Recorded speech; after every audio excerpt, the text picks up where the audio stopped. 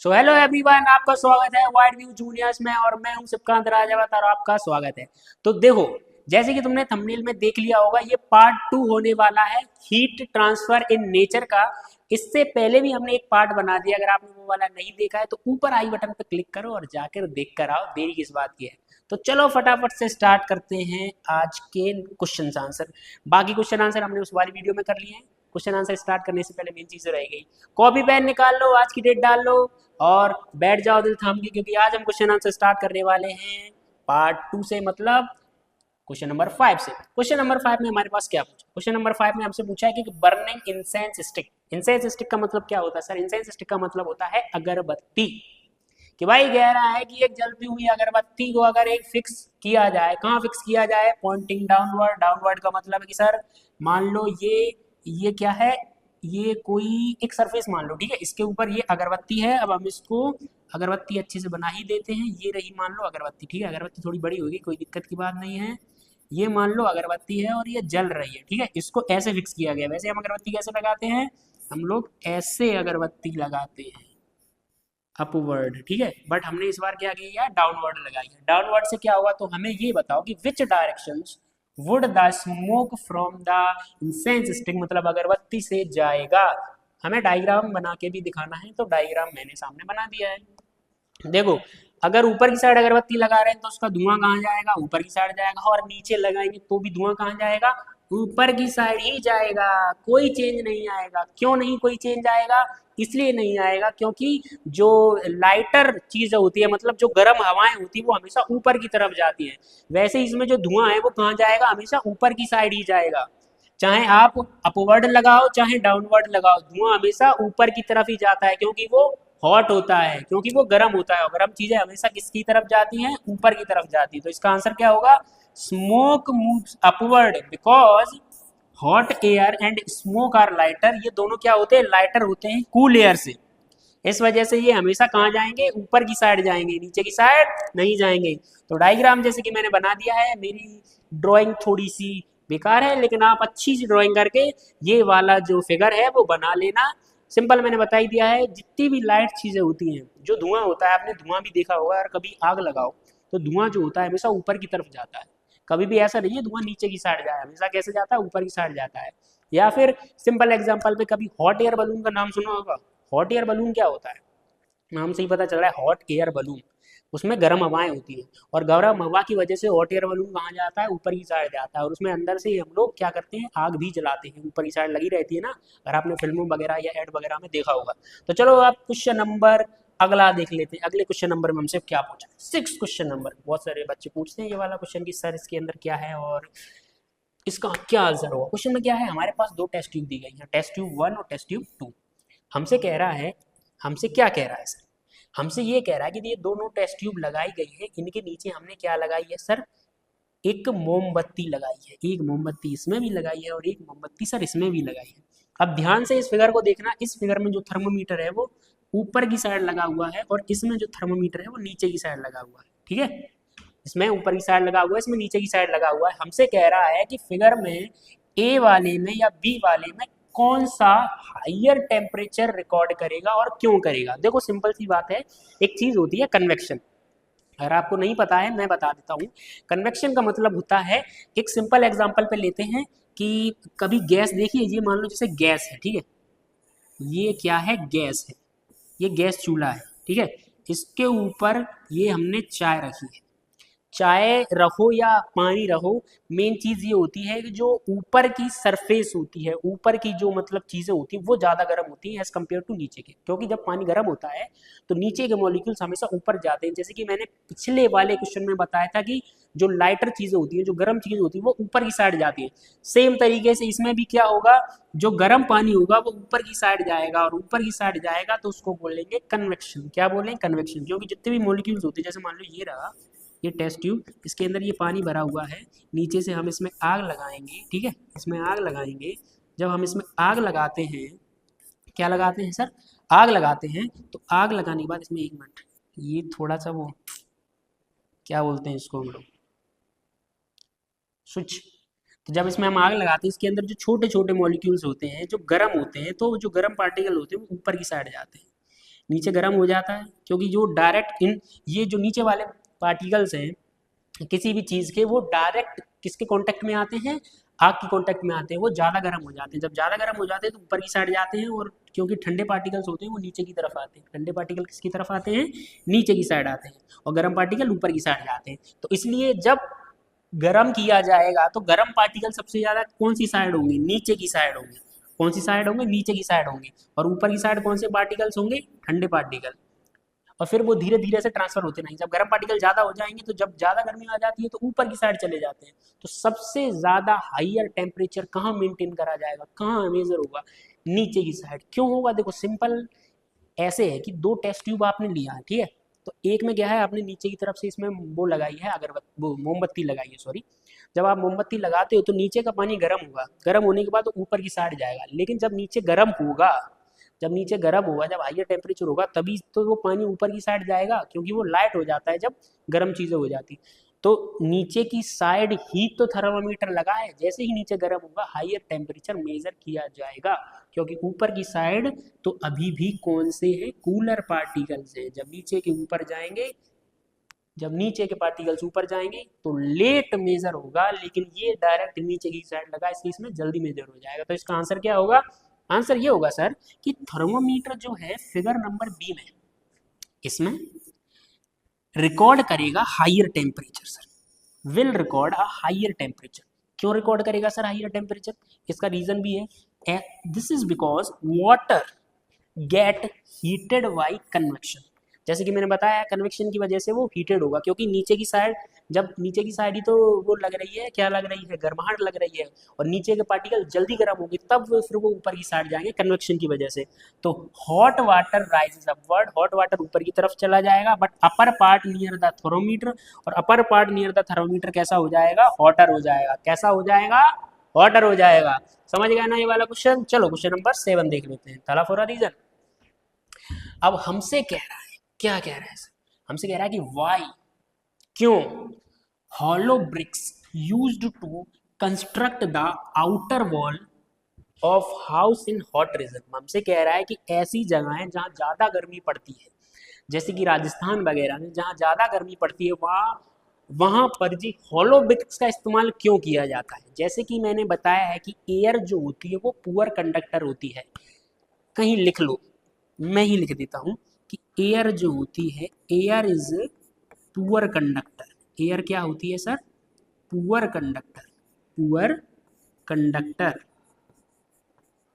Air क्या होती है सर, पुअर कंडक्टर होती है। इसको क्या हो रहा है, एयर जो होती है वो पुअर कंडक्टर होती है। एयर क्या होती है सर, पुअर कंडक्टर होती है। लिख लिया है, चलो इसको पहले इरेज कर देते हैं, वरना तुम कंफ्यूज हो जाओगे क्या हो गया।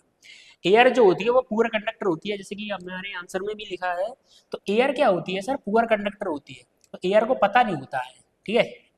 एयर क्या होती है सर, बुद्धि की थोड़ी कमजोर होती है, उसको पता नहीं होता है, तो हम उसको बेवकूफ़ बनाते हैं। कैसे बेवकूफ़ बनाते हैं सर, हॉलो ब्रिक्स लगा के।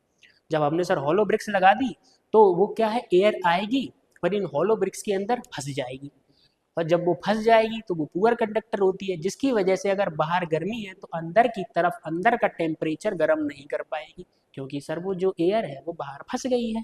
और अंदर का एटमॉस्फेयर अगर गर्म है तो अंदर का गर्म रहेगा, अगर ठंडा है तो ठंडा रहेगा, क्योंकि एयर अंदर नहीं आ पाई है, क्योंकि एयर पुअर कंडक्टर है, एयर ट्रैप हो गई है। और एयर की ट्रैप होने की वजह से अंदर का एटमॉस्फेयर वैसा ही रहता है। सेम ऐसा ही सर्दियों के टाइम पे भी ये लोग करते हैं, सेम ही घर तो यही है ना। तो क्या है, ठंडी हवा अंदर नहीं आ पाती, और अंदर अगर हीटर चल रहा है, अंदर अगर गर्माहट है तो अंदर गर्माहट ही रहेगी, अंदर ठंडी नहीं होगी। क्यों नहीं होगी, क्योंकि हॉलो ब्रिक्स की वजह से एयर जो है वो बाहर ही ट्रैप हो गई है। तो इसका आंसर क्या होगा सर, आंसर होगा हॉलो ब्रिक्स। हॉलो ब्रिक्स क्या कर देती है, एयर को ट्रैप कर देती है उनके अंदर, उनके अंदर, उनके अंदर ट्रैप कर देती हैं। और जैसे कि हमें पता है, जैसे कि हमें पता है, क्या पता है भैया, कि एयर एक पुअर कंडक्टर होती है। एयर कैसी कंडक्टर होती है, पुअर कंडक्टर होती है। सर उसको पैसा लेना नहीं आता सर, कौन से कंडक्टर की बात कर रहे हो सर। तो ये क्या करती है, उससे क्या होता है, these walls reduce heat transfer. इसकी वजह से क्या हो जाता है, आप एयर पुअर कंडक्टर है, तो एयर जो है अगर बाहर का टेम्परेचर गर्म है तो अंदर की तरफ वो गर्मी भेज ही नहीं पा रही है, क्योंकि वो पुअर कंडक्टर है, वो ज्यादा सवारी भर ही नहीं पाती सर अपनी बस में।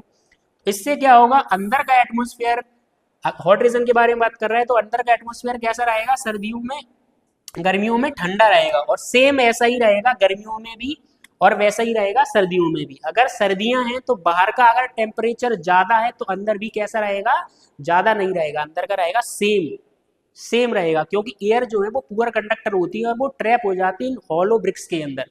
तो अगर बाहर का टेम्परेचर गर्म है उससे भी फर्क नहीं पड़ता है, अगर बाहर का टेम्परेचर ठंडा है उससे भी फर्क नहीं पड़ता है।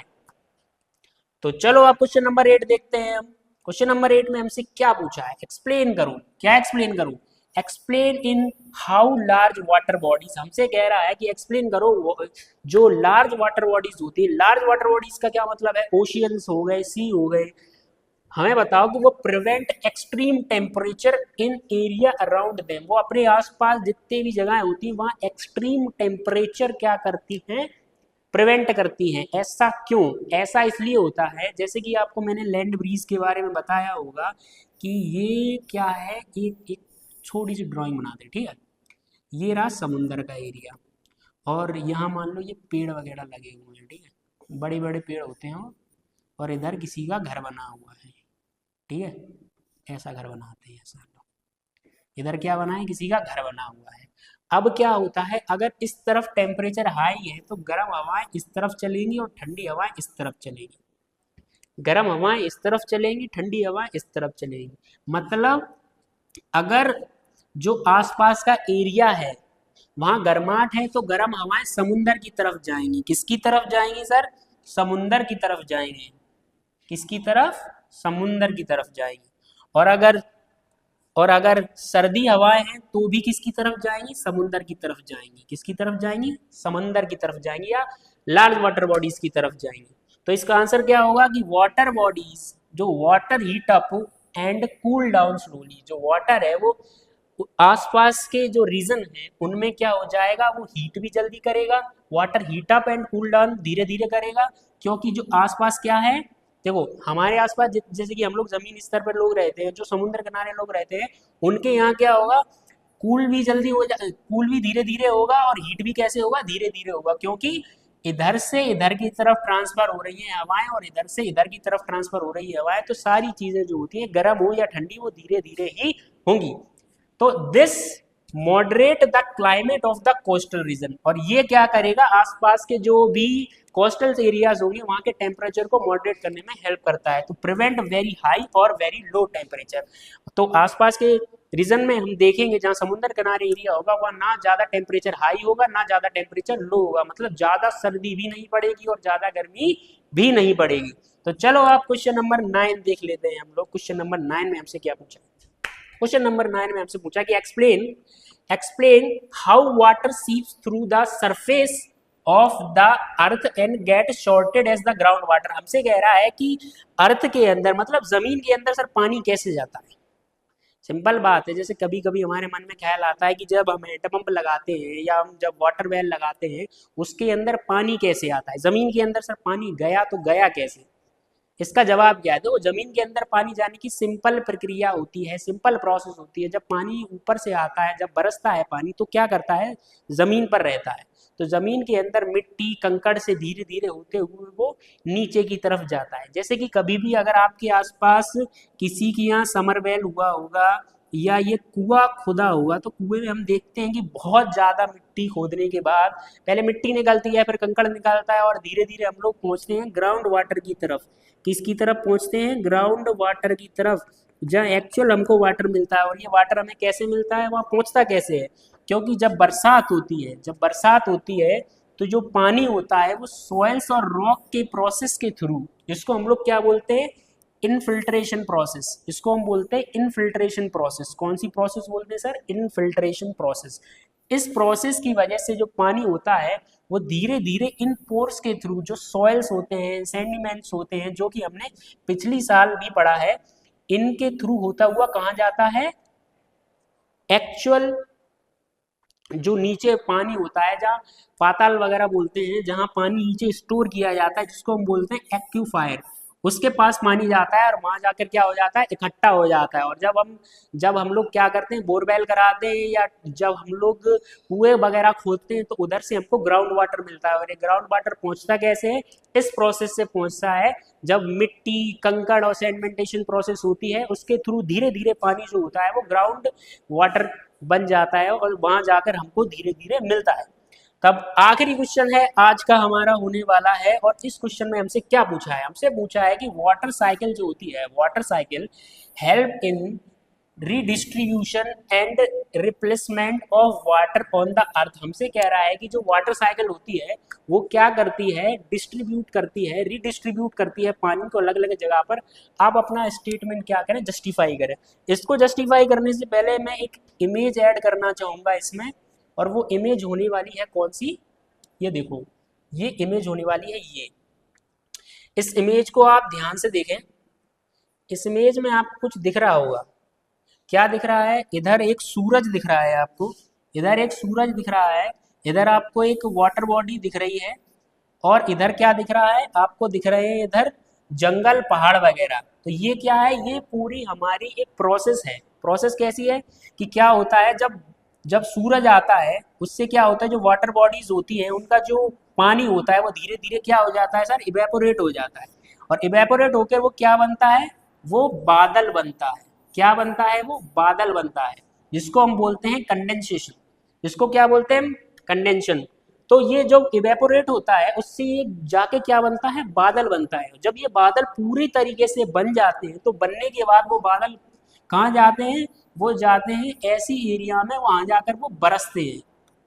इवेपोरेशन प्रोसेस से क्या हुआ था, इवेपोरेशन प्रोसेस से बादल बने थे। जब सूरज आया, सूरज ने क्या किया, इवेपोरेट किया, तो बादल बने। और वही बादल जाकर बरसते हैं, कहाँ बरसते हैं, किसी गांव, किसी शहर वगैरह में। और जैसे कि यहाँ बरसने की वजह से यहाँ पानी इकट्ठा हो गया है, और यही पानी क्या करता है, यही पानी धीरे धीरे समुद्र में जाके मिल जाता है। ये एक प्रोसेस है ना, एक साइकिल है पूरी, कि भाई इवेपोरेट हुआ, फिर बादल बने, बादल बरसे, और बरसात की वजह से वहाँ इकट्ठे हुए, और वही इकट्ठा हुआ पानी धीरे धीरे नदियों में पहुँचता है। फिर ये प्रोसेस क्या हो जाती है, दोबारा होती रहती है। इस प्रोसेस को बोलते हैं हम, कौन सी प्रोसेस, वाटर साइकिल प्रोसेस। ठीक है, तो चलो अब हम देख लेते हैं इसका आंसर क्या होने वाला है। इसको इरेज कर देते हैं पहले हम। तो इसका आंसर क्या है सर, इसका आंसर है कि वाटर जो होते हैं, वाटर हम लोग ओशियन से, रिवर से या लेक से इवेपोरेट होते हैं सन की हीट की वजह से। जैसे कि मैंने वो पिक्चर दिखाई थी जिसके अंदर सन जब आ रहा था, उसकी वजह से जो वाटर बॉडीज है, ओशियन, रिवर, लेक्स, उनका पानी जो है इवेपोरेट होता है। जब वो इवेपोरेट होता है, तो इवेपोरेट होने के बाद वो कंडेंस हो जाता है और क्लाउड बनाता है। क्या बनाता है, क्लाउड बनाता है। और वही बादल जो होते हैं वो क्या करते हैं, वही बादल हमें बरसात के फॉर्म में देखने को मिलते हैं। वही बादल क्या करते हैं, आते हैं, बरसात करते हैं, स्नो लेकर आते हैं।